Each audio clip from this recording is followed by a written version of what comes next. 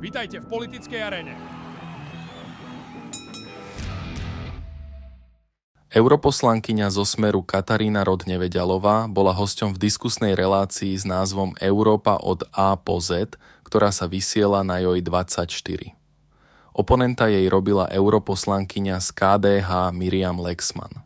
Vo svojom vstupe zdôraznila, že za neúspech mnohých mierových rokovaní nesie zodpovednosť Ukrajina, ktorá viackrát odmietla predkladané návrhy. Zároveň vysvetľovala, že mierová dohoda sama o sebe tvorí novú súčasť medzinárodného práva a môže vytvoriť nový precedens pri riešení územných otázok. Napokon uviedla, že považuje americký návrh za použiteľný základ, pričom vyzvala na upokojenie napätia, obnovenie rokovaní a presmerovanie európskych zdrojov z výzbroje na podporu sociálnych politík, priemyslu a poľnohospodárstva. Doslova hovorí, čo sa týka mierových rokovaní, tak samozrejme my sme radi, že mierové rokovania nejaké sú, že sa niečo navrhuje. Takisto by som rada možno opravila pani kolegyňu, že kto vycúval z väčšiny mierových rokovaní a z väčšiny mierových diskusí, ktoré boli, bola to práve Ukrajina, pretože sa jej vždy niečo nepáčilo. Vždy prišiel nejaký iniciatívny, inteligentný predstaviteľ Európskej únie, ktorý mu povedal, že ale veď vy nemusíte s týmto súhlasiť, poďte, my vás budeme podporovať a tak ďalej. Takže preto dnes nemáme stále nejakú mierovú dohodu. Dnes máme nejaký krehký aspoň dokument, ktorý samozrejme mnohé veci som k ním veľmi kritická. Čo sa týka medzinárodného práva, medzinárodné právo tvoria zmluvy.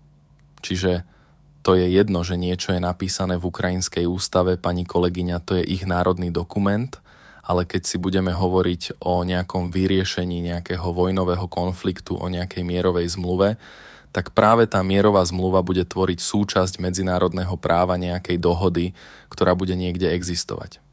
Takže hovoriť o tom, že je to proti medzinárodnému právu, je trošku nezmysel, pretože práve to medzinárodné právo sa tvorí týmto spôsobom. My hovoríme celý čas, že územná celistvosť každého štátu je chránená, ako je to napríklad v prípade Srbska a Kosova, alebo ako je to v prípade Bosny a Hercegoviny. My stále hovoríme o týchto témach, ale keďže je tam vojnový konflikt, ktorého výsledkom pravdepodobne budú nejaké územné zisky pre jednu stranu tohto konfliktu a výsledkom toho konfliktu môže byť jedine nejaká mierová zmluva a mierová dohoda, tak táto mierová dohoda vytvorí iný precedens, inú situáciu v medzinárodnom práve a stane sa jeho súčasťou. Dohoda zo strany Spojených štátov je podľa mňa dobrým základom.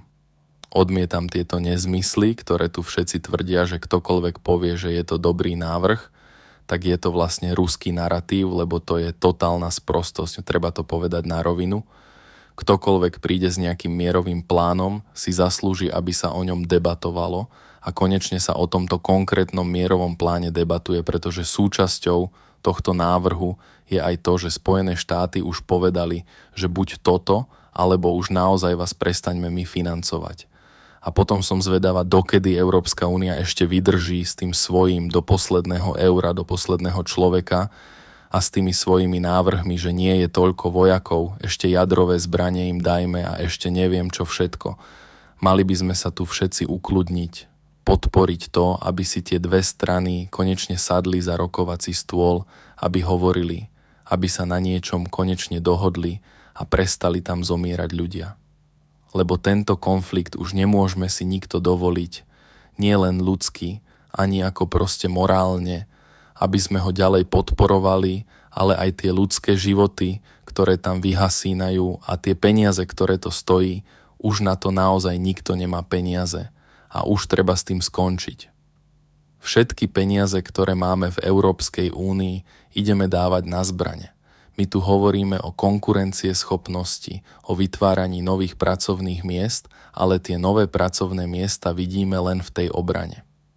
Podpora sociálnych politík je podpora ľudí, je podpora priemyslu, je podpora vytvárania pracovných miest. To je to, čo by sme mali robiť. A zároveň by sme peniaze mali investovať presne do toho priemyslu a do tých pracovných miest, ktoré možno máme, do poľnohospodárstva. Pre viac politických konfrontácií dajte odber. Toto bola politická aréna.